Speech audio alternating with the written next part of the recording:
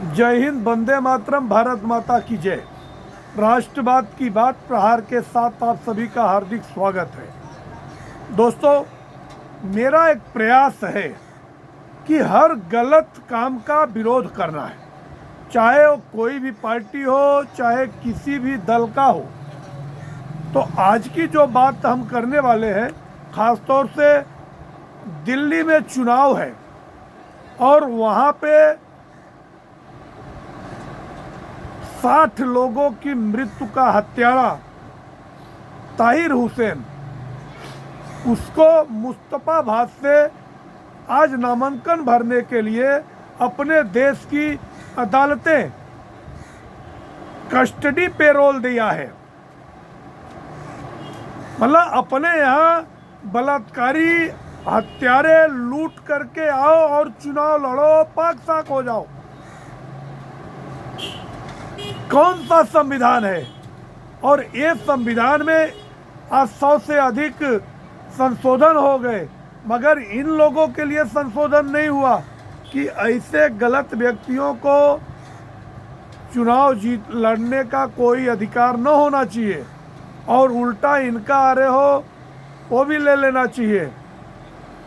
Vote देने का जो अधिकार है वो भी छीन लेना चाहिए। ऐसा कानून अपने देश में कौन बनाएगा? अब मोदी जी जैसा व्यक्ति तो फिर दूसरा कौन आएगा जो कि जिसके ऊपर कोई दाग चिपका नहीं। कितनी बार सुप्रीम कोर्ट तक गए मामले, मगर उनके ऊपर कोई भ्रष्टाचार का आरोप लगा नहीं, कोई वेश्यावृत्ति का आरोप लगा नहीं, कोई बलात्कार का आरोप लगा नहीं। मगर ऐसा व्यक्ति और इतने बड़े बड़े बहुमत लेके शासन में आया, मगर अगर वो व्यक्ति भी ऐसे लोगों को जेल में सड़े रहने के लिए ऐसा कोई कानून नहीं बनाया। एक तरफ तो मोदी जी कहते हैं कि एक एक पाई पाई मैं वसूलूंगा, और दूसरी तरफ न्याय व्यवस्था ऐसी है जो कि अपराधियों को संरक्षण देती है। ये बात का मुझे बहुत दुख है और इसी के लिए मेरा जो आक्रोश है सरकारों के खिलाफ। और मैं भारतीय जनता पार्टी का होके भी भारतीय जनता पार्टी का इसीलिए बुराई करता हूं और क्रिटिसिज्म करता हूं कि अगर देश में ऐसा कानून कब बनेगा कि जो साक्ष्य है, आज 3 साल से जेल में है, 2020 से जेल में, 5 साल से जेल में है ताहिर हुसैन, और उसको माननीय दिल्ली हाई कोर्ट ने कस्टडी पैरोल दे दिया। अब हमारे जैसे लोगों को सोचने की जरूरत है कि क्या करना चाहिए। और ऐसे लोग अगर चुन के आ गए, इसके पहले राशिद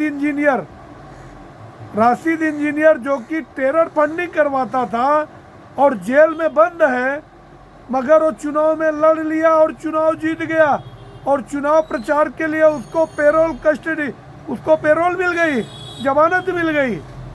मतलब अपराधियों को ऐसा अधिकार क्यों देती है हमारे यहाँ की न्याय व्यवस्था? और उसमें न्याय व्यवस्था में ये सुधार, मूलभूत सुधार कब लाना चाहिए और कैसे अपने देश के लोगों को न्याय व्यवस्था पे विश्वास बढ़ेगा? आज जिन परिवारों का व्यक्ति मारा गया, ऐसा बीच में बिहार में लवली आनंद को मिल गया।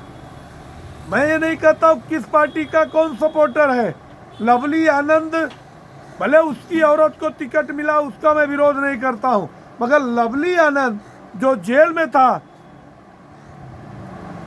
और उसको जमानत मिल गई, तो ऐसा कानून कब बदलेगा? दूसरा है शिफा उर रहमान जो कि शाहीन बाग वाले मैटर में उसका संदिग्ध भूमिका है, और आज 5 साल से तिहाड़ जेल में है, मगर उसको जमानत, मतलब पेरोल मिल गई चुनाव लड़ने के लिए। और ऐसे लोगों को टिकट कौन दे रहा है? AIM के अध्यक्ष ओवैसी को जब मुसलमानों का सपोर्ट पूरे देश में कम मिला, अब उनको लग रहा है कि ऐसे आतंकवादियों को हम टिकट देंगे तो ये जरूर चुनाव जीत जाएंगे। और अपने देश की 50 पार्टियां, सबको मौन व्रत हो गया है, सब मौन व्रत धारण किए हैं। किसी के मुंह से चू नहीं निकला कि एक बार भी ये दोनों का विरोध करे। और तीसरी चर्चा है इशरत जहां की। इशरत जहां को टिकट देने के लिए कांग्रेस के राहुल गांधी सिफारिश किए थे। इशरत जहां कौन? वही 2004 के गुजरात दंगे में इसका मुख्य भूमिका है। और ये नरेंद्र मोदी को जान से मारने वाले गिरोह में शामिल थी। मगर इशरत जहां का टिकट कांग्रेस ने काट दिया तो उसकी जगह पे कांग्रेस ने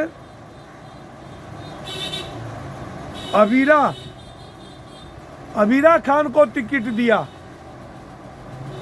और हम तो कहते हैं कि अगर ये लोगों को टिकट दे रहे हो तो फिर ओ सफूरा जगहर को भी टिकट दे दो, जो कि नाबालिग होते हुए भी शाहीन बाग में प्रेग्नेंट हो गई थी।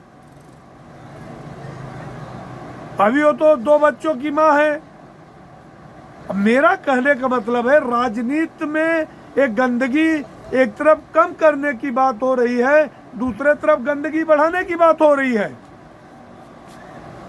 तो दिल्ली दंगे का मुख्य आरोपी ताहिर हुसैन और शिफाउर रहमान आज नॉमिनेशन के लिए दिल्ली से चुनाव लड़ रहे हैं और उनको पेरोल मिला है।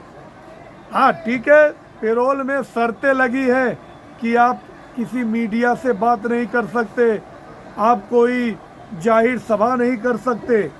मुस्तफाबाद से AIMIM के अध्यक्ष ओवैसी ने ताहिर हुसैन जो दिल्ली दंगे का मास्टरमाइंड है, मुख्य आरोपी है, और इसने ही अंकित शर्मा जो IB के चीफ थे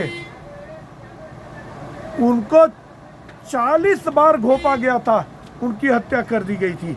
और साथ ही 59 लोगों की मौत हुई थी।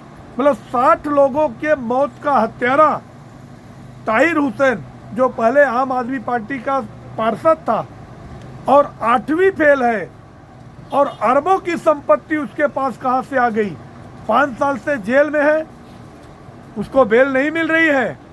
अभी भी हाई कोर्ट ने उसके बेल को रिजेक्ट किया, मगर मेहरबान हो गए उसके ऊपर मियां लोड और उसको दे दिए कस्टडी पेरोल। दूसरा शिफाउर रहमान ओखला विधानसभा से चुनाव लड़ेगा, आज नामांकन भरेगा।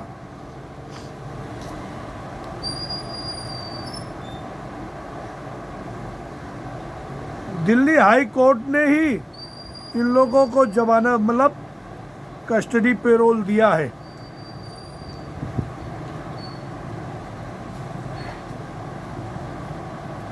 इनको मोबाइल भी यूज करने की और इंटरनेट भी यूज करने की परमिशन नहीं है। और जो शिफाउर रहमान है उसके ऊपर UAPA लगा है।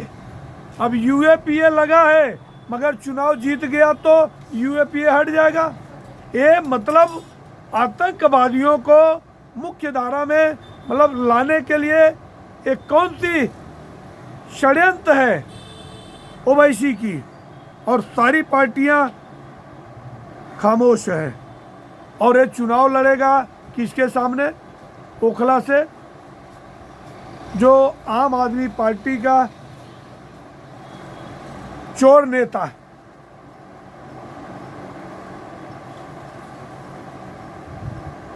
कांग्रेस ने इशरत जहां को टिकट नहीं दिया तो AIM उनको कपिल मिश्रा के सामने चुनाव लड़ाएगी करावल नगर से। मतलब जहां पे 50% से अधिक मुसलमान हैं, वहां पे ऐसे आतंकवादी और चर्चित चेहरों को टिकट देकर अपना प्रभाव बढ़ाना चाहते हैं ओवैसी, और सारी पार्टियां खामोश हैं। इसके पहले शाहरुख पठान और उन दोनों को दे दिया। अब ये डॉक्टर शोएब जमई जो कि दिल्ली का AIM का अध्यक्ष है, इसको ही अभी 6 महीने पहले मारा था हिमाचल प्रदेश में, और इसकी वजह से ही दंगा फैला था। मगर ऐसे दंगाइयों को ढूंढ ढूंढ कर ये अपने पार्टी में ला रहे हैं। और जनता भी ऐसी है, जनता को भी ऐसे चोर मक्कार बेईमान ऐसे लोग ही चाहिए। ईमानदार लोगों को जनता भी नहीं चुनना चाहती है।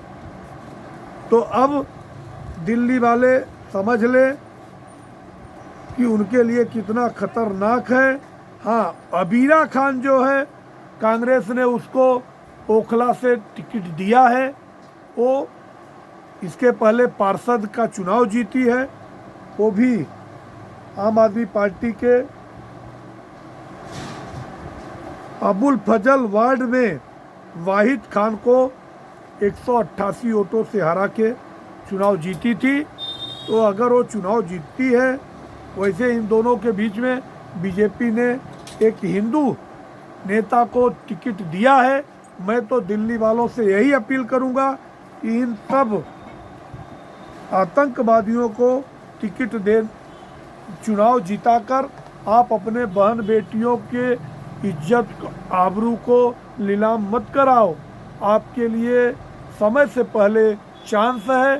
भारतीय जनता पार्टी को एक बार प्रचंड बहुमत से जिताकर दिल्ली की कुर्सी पे वैसे बैठाओ जैसे हरियाणा वालों ने हरियाणा में नायब सिंह सैनी को बिठाया, और महाराष्ट्र वालों ने देवेंद्र फडणवीस जी को, जिसको कि पूरे राज्य की हर जनता की चिंता हो। आप लोगों का क्या राय है? आज के विशेष बुलेटिन में आप लोगों से मेरी यही अपील है कि ऐसा इसको शेयर कीजिए कि ये मेरा वीडियो दिल्ली तक पहुंचना चाहिए, और आप लोग अपने मित्रों से भी सब्सक्राइब करने के लिए कहिए, और सब्सक्राइब करके हमारा सपोर्ट कीजिए। जय हिंद, वंदे मातरम, भारत माता की जय। धन्यवाद।